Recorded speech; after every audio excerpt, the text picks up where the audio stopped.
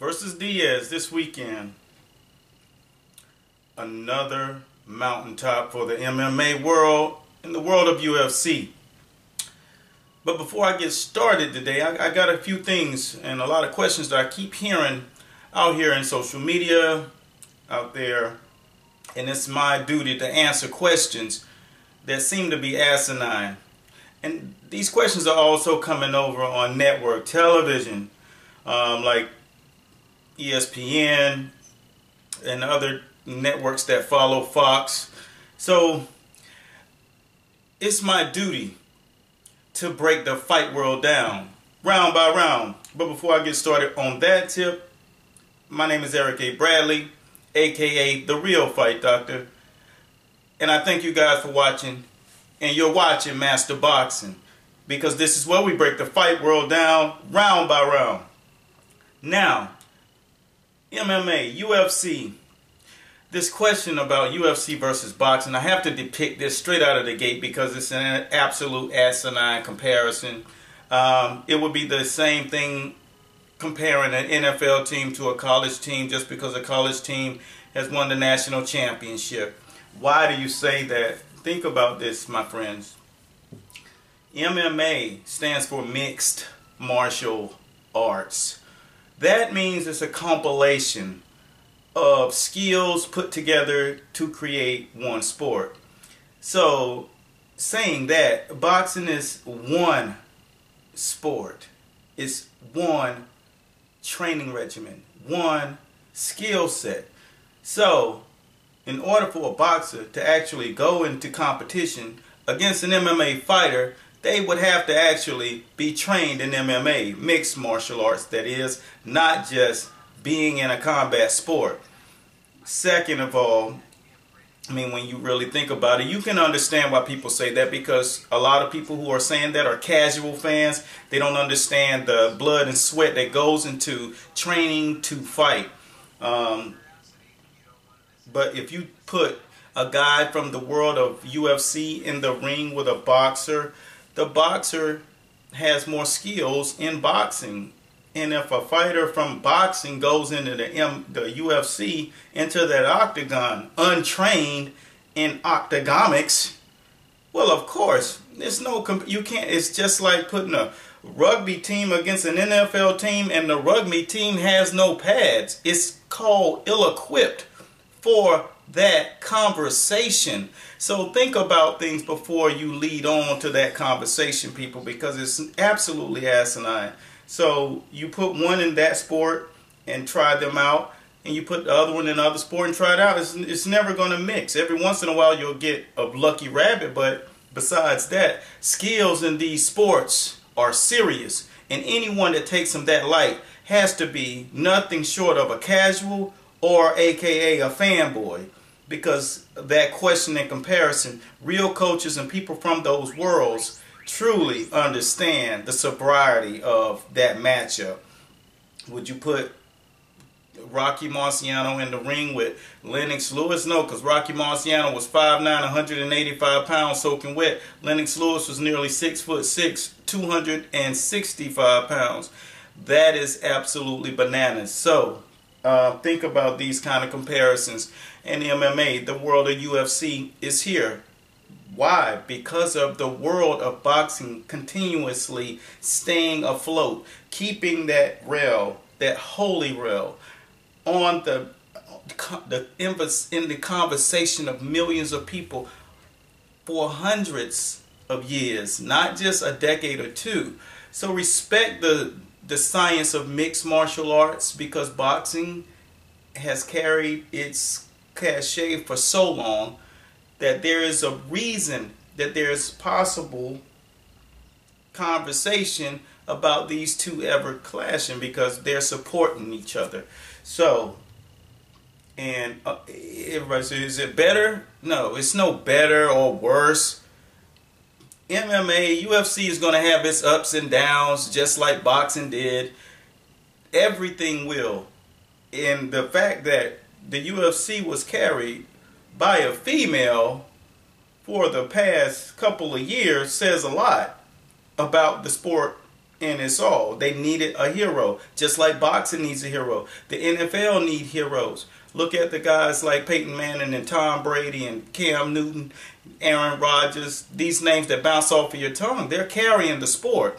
You know, Steph Curry, LeBron James. Why do you know these names? Because marketing needs that to carry a sport. So MMA has McGregor, now Holly Holm, Ronda Rousey. And to speak of those names, what happens when a boxer meets someone from the UFC, a trained boxer athlete in the UFC? Ask Ronda Rousey. That's all I got to say about that. It's two of the same things. Combat sports, ride or die. I had to break that down before we got started. The weigh-in was absolutely, it was telling. Conor McGregor is doing something that is nearly suicidal, because when you see fighters come into a sport and they break all the rules that people are used to experiencing, that is serious stuff. Conor McGregor going from 145 to 170 in combat sports, people, is suicide. But this guy has the confidence and he has the wherewithal to keep this thing and the UFC on a ride that it's never seen before. Not even Ronda Rousey took them on this kind of a ride. Conor McGregor has shown to be one of the most illmatic fighters that has come into the sport or sports altogether.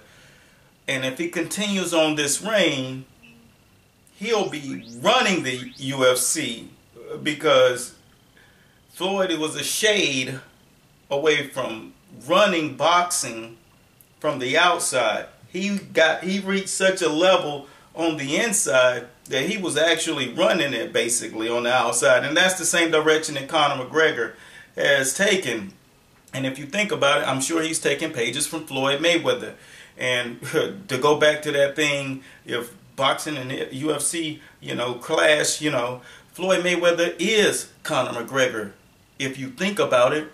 Because if he started that when he was like 3, like there's some kid out there right now starting UFC training at the age of 3 that possibly would have been a boxer. And one day you'll see him, and he might be a Conor McGregor, a la Floyd Mayweather. That's all I'm saying, people. I always try to make an argument make sense, and that's my job, and I'm sticking to it, because I've worked with a lot of fighters from the UFC and a lot of fighters from boxing. So this is the thing. A lot of people want to understand what is it so unique about Conor McGregor, because he understands a lot of things that I try to share and speak to on angles, motion, movement. If you go to my timeline on my Facebook, you'll see I work with regular people. I work with professional athletes. I work with all kinds. I work with all types of players and people. And the science behind movement is the reason why Conor McGregor has such an illmatic game when it comes to that fighting. He's capricious when it comes to that octagon, and there's very few that can do anything with him inside of that ring. And one of the things that is duly noted when it comes to Conor McGregor is he also has that thing that has no name. You can see the brash confidence. You can see his Ali-like. You can see the skill set. Young Tyson-like. Vicious in the ring. He backs up what he says. He's knocking jokers out. He's coming for your box. This kid is pulling guys' ears off day after day. What do you say about that? All you can say is you have to tilt your hat, and this fight is going to be something that's epic and talked about for a long time. Why? Because Diaz is long. Don't get it twisted. When people see guys like that, they think, oh, he's too slow. Oh, no. Timing beats speed. So you better understand the sport of boxing, the sport of MMA. When it comes down to striking, you have to get past those fisticuffs. And if you don't understand distance, which Conor McGregor does, he's already seen several things that he can exploit when he fought. Because when he doesn't call guys out and he doesn't accept a fight, he hasn't already broken you down. And that's what happens when a guy of that skill and that caliber understands the science of movement and motion. People, nothing is guaranteed. No sport, no job. When Atari was out, people thought it was Bible. It's gone. Some kids will never even hear about it. So support your sport. That's what it's all about. Just support the sport. And stop trying to make it compare and make comparisons. Because we all are combat sports. And I am boxing. They call me the Fight Doctor, and I thank you guys for watching. Because right now, you're watching Master Boxing. And this is where we break the entire fight world down, round by round. Peace. Good luck to the fighters. Diaz, McGregor, keep elevating sports to the next level. Power hands in the house. Hashtag bring back the belts.